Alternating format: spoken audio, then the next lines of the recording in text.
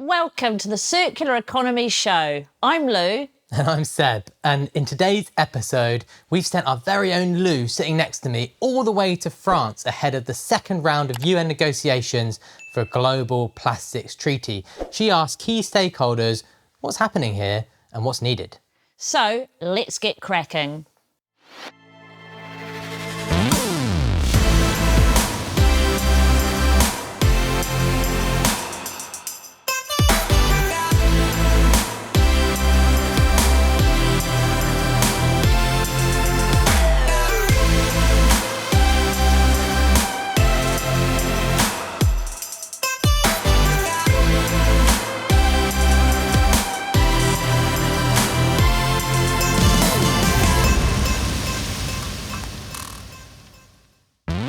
In this episode, we'll look back to January 2022 to find out what big business wanted from the first UN treaty session to create a legally binding global treaty for plastic pollution. Then I'll be reporting from the High Ambition Coalition just days before the second session of negotiations take place in Paris. Colin will be giving us a deep dive into the second principle of the circular economy: circulate products and materials. And our resident plastics expert Dee will be answering your big questions. Welcome back to this month's show, and welcome back, Sebo. You were by my side in January for my very first show, and now it seems like in just the blink of an eye, here we are, it's June, it's summer. Always happy to be by your side hosting these things, Lou. We've come a long way, haven't we? This month, you've come all the way from Paris. Well, I've just returned from the WWF High Ambition Coalition event where I asked representatives from both government and business what we need from the latest INC negotiations for a legally binding global treaty that ends plastic pollution. But before we hear more of Lou's French and see her rubbing shoulders with some of the key people in the plastics policy space and think about what's coming, let's take a moment to look back and go into our archives. In January 2022, we spoke to various businesses who were calling for exactly these negotiations to happen. So let's take a look at this clip where we'll hear from Pablo Costa from Unilever and B. Perez from Coca-Cola to hear what they were saying back then.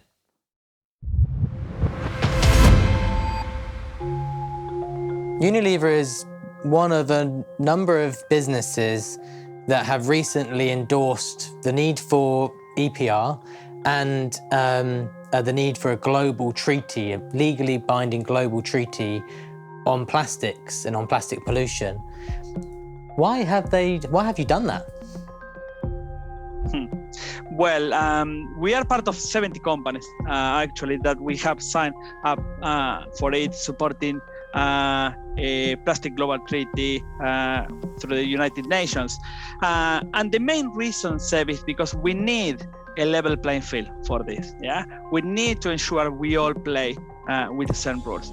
That is, we are supportive of it, and that's why we believe that that treaty, it should be legally binding. It's very, very important. It is legally binding, so there's no way around this. And the second element for the treaty will be we have to ensure that we'll drive reduction in the amount of virgin plastic is produced to force the system to start moving into a more circular system. So those are the two key elements. Well, it's important to show that we're willing to support business working together with government to drive the fundamental change. And so there's plenty of governments who, are already involved in EPR and have done this work for years, but then there's also some who maybe are not as familiar with what it really takes to do it. And so for us, it's about how do you inspire by putting these statements forward and working through collective action to drive that change. And so that's why we signed up, because we believe in it. We know that we have proof points that it works and it can make a difference. And then how do we inspire everyone to work together, to align and to do this in a common way to drive scalable change? So those comments were made by two of the world's largest plastic packaging producers around 18 months ago. Lou, you've just literally been to Paris. Does the urgency and message remain much the same? Oh, definitely. Yeah, what I found was when I was there was that the Business Coalition are really pushing hard for a set of global rules that allows all the correct infrastructures to be put in place. In fact, this next video will take a look at what those representatives had to tell me. You join us today from the Climate Academy here in central Paris, where representatives from science, government and business are meeting for the WWF's High Ambition briefing event. In just days, the International Committee will join together for the second round of negotiations for a UN treaty to end plastic pollution. These negotiations are critical to setting an agenda that sets legally binding global rules with circular economy measures. Erin, what do we need to see come out of next week's negotiations? Ultimately, if we are going to get to a treaty that is effective in stopping plastic pollution, it needs to be one that has a set of global obligations. Those are the common rules we all play by. It has to be as specific as possible, and that's why this week is really important. That list of what's possible and getting to that specificity, that starts here this week. And so that specificness, milestones for progress, and the ability to have clear measures around topics that are going to come up this week, like how do we get rid of those high-risk materials? How do we promote reuse and recycling? And how do we address that legacy waste? If we can set ourselves up for success this week, we're going to be much more successful in the following INCs. What we're looking for now is some really stringent and enshrined pieces of legislation to help to progress on this no plastics agenda. I think beyond that, the treaty is going to be based on policy foundations. As the Business Coalition, we're looking for a treaty with legally binding global rules and measures and obligations on all countries. And so as well as that mandate, it's really important this week in Paris that the policy foundations for the treaty are actually laid out by governments. What do you think the significance is of these high ambition coalitions all being in the same room this afternoon? Look, I think it's an extraordinarily historic moment. We have governments, civil society, and the private sector coming together to lend their voices, their ideas, their experience, and their actions to actually deliver a comprehensive, high-ambition document that is going to really create global rules about how we treat plastic pollution. I think it's extremely important that businesses who've already made commitments, like what we've done with the Ellen MacArthur Foundation Global Commitment, the work we've done with voluntary initiatives like in product design with the Golden Design Rules and our own negative lists, we're now taking a next step, which is joining with like-minded businesses supported by the work of the Ellen MacArthur Foundation and WWF to build this business coalition for a global plastics treaty and actually speak about why it's important to have legally binding rules that are harmonized to enable businesses to use plastics in a responsible way. Do you get the sense that there is an adequate sense of urgency surrounding the need for this legally binding global treaty? Look, I don't think, even if we were moving 10 times faster, it's never adequate sense of urgency. We always would like to see things move faster.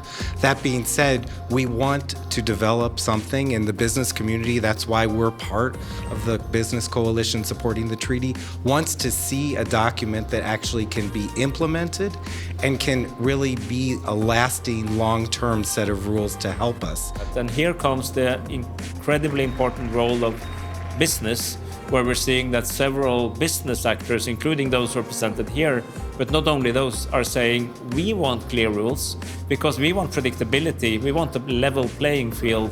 We don't want to be front runners having laggards, exploiting the fact that we are investing in all this new technology.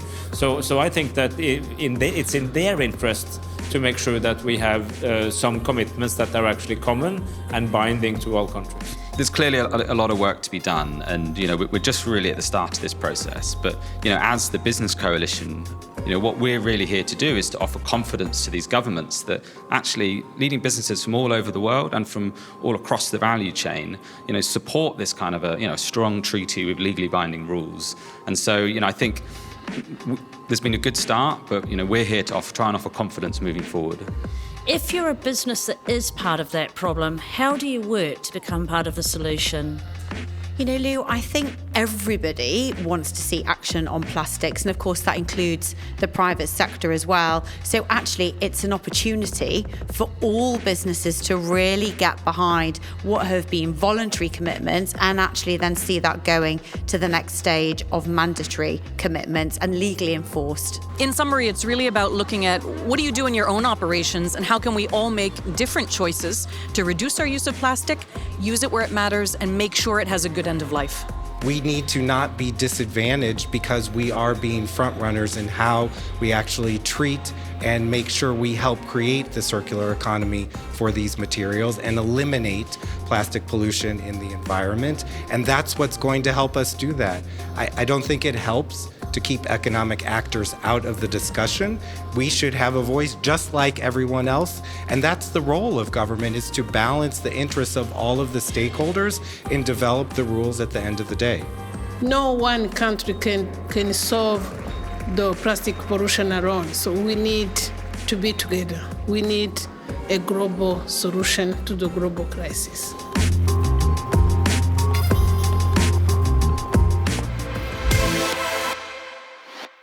So what we're hearing is that now is the time to go beyond voluntary commitments and to level the playing field.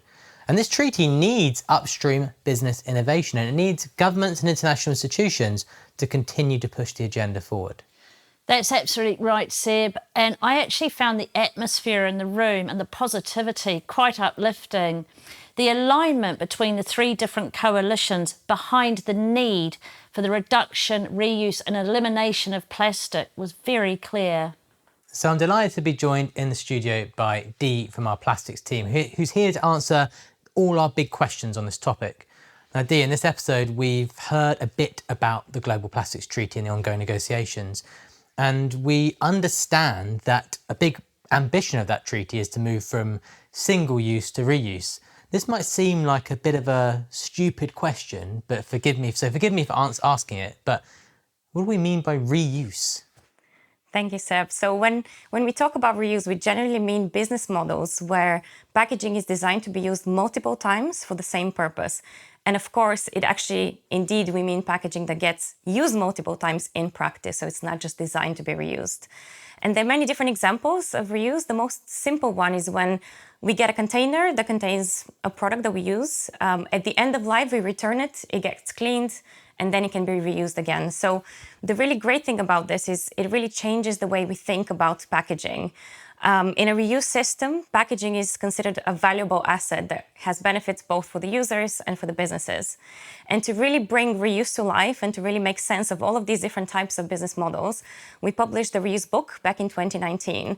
And we also have a live interactive database with really exciting case studies from around the world on our website, where you can filter by product type or by geography, and you can really get inspired by all of this innovation that's happening in the space. So do check it out. So Dee, I guess you've told us really, but why should reuse be such a priority for the UN treaty negotiations?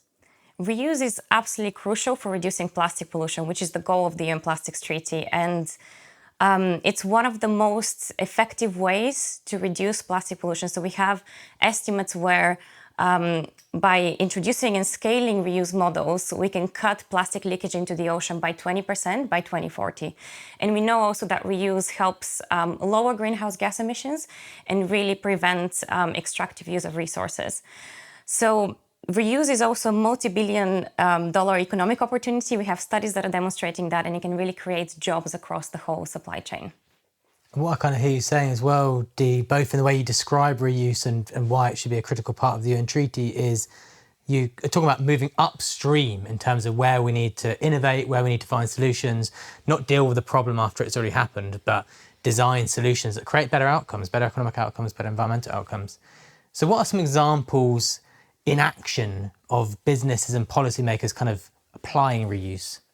So reuse action has definitely been gaining momentum. And for example, with the global commitments and the Global Plastics Pact Network, we have over 1,000 organizations around the world who have signed up and endorsed the vision for circular economy, where we're explicitly acknowledging that reuse solutions need to be prioritized as a preferred solution to plastic pollution.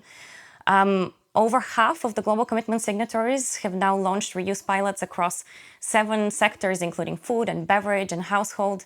But at the same time, we do know that voluntary action alone is not enough to really accelerate and scale reuse at the pace we really need to see to be able to tackle the plastic pollution crisis. So beyond voluntary action, we also have policy action. We have legislation on reuse that is being introduced at the country level. And there's some really encouraging examples that we're seeing in Chile, in Australia, in France.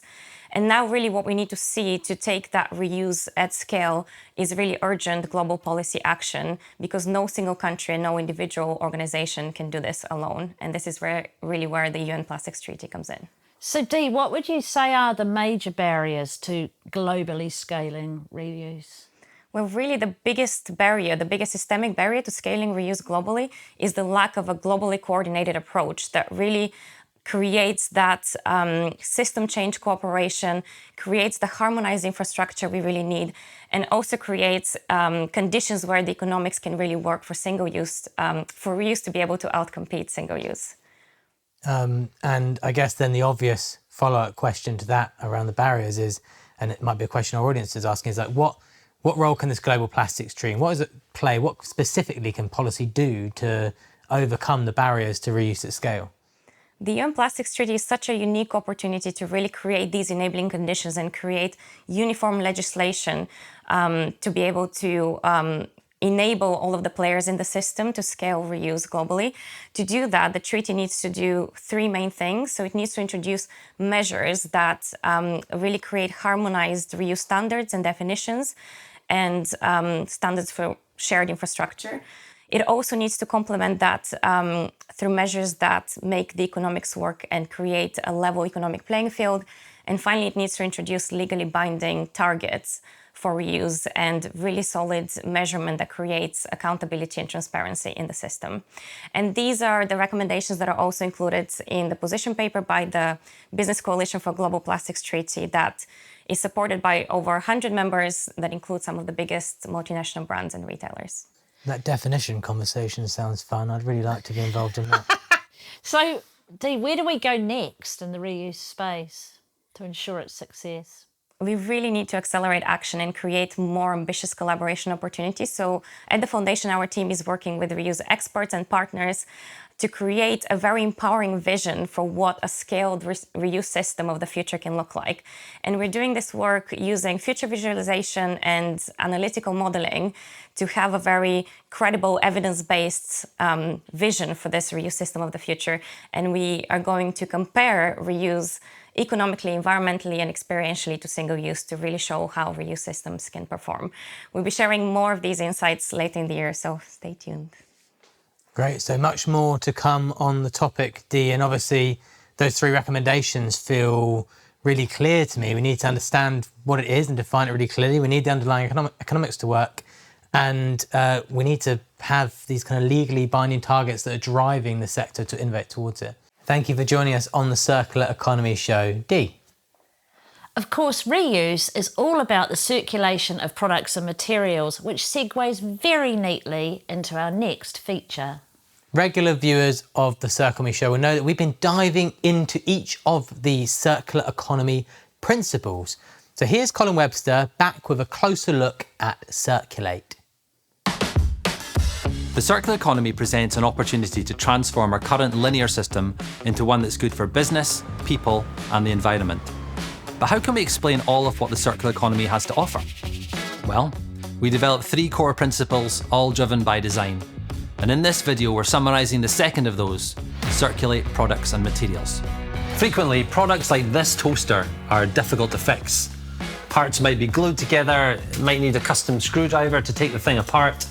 And often, the simplest action for someone to take is to throw the thing away and buy a new one. Well, that needs to change. A toaster designed for the circular economy is simple to repair and may come with instructions and easy access repair features. And when you no longer want it, you just find a resale market. Companies building products for greater circulation are starting to alter their business model to make returning products much easier. Let's have a look at a couple of examples. Gerrard Street has pioneered a subscription service for its modular headphones, and their modular design allows 85% of components to be reused. They use durable, standardised designs, meaning fewer virgin materials are used to create the new headphones. The subscription model allows Gerrard Street to recover and recycle their headphones at the end of their life. From headphones to packaging, Club Zero deploys a reuse system for on-the-go food and beverages. They provide brands and retailers with standardised, unlabelled food and beverage packaging. And they've built in digital traceability. And that allows Club Zero to manage a system of collection through a network of drop-off points, and through their washing and redistribution, working with brands to make reuse a seamless experience for users. And to date, Club Zero reports replacing more than 2.2 million single-use items, and they have a 95% return rate on their packaging. The idea of access over ownership through business model innovation is a central concept in the circular economy. A platform called Lizzie works with major retailers to rent camping equipment for a small fee.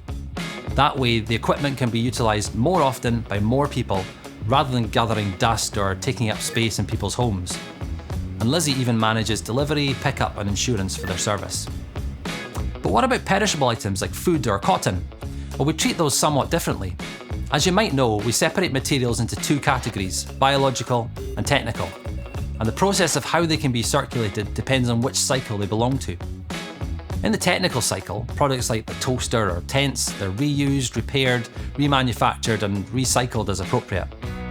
In the biological cycle, where goods can't be repaired and reused, we should seek to extract value from them through activities like composting and anaerobic digestion.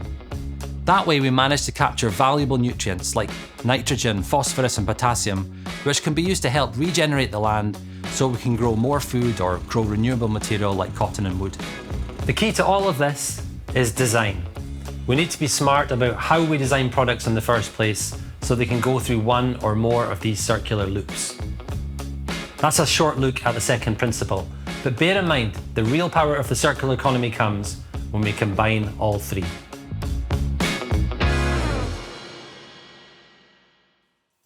So in this episode, we've dived into the second principle of the circular economy, circulate products and materials. And that's very much what Dee was talking about with the challenge and opportunity of reuse earlier, which is another example of this principle in action. We've also followed the progress of the UN treaty negotiations from Paris. And if that isn't enough content for you this month, then you can also catch up on the Foundation's Summit 23 evening showcase on our YouTube channel, where we focus on examples of the circular economy in action, from fashion to food to plastics to buildings. And if you've got a big question, don't forget, you can just ask us using hashtag AskTheCE on Twitter or LinkedIn. And to get updates on the Circular Economy Show, do follow the Foundation's digital channels. We'll see you next time.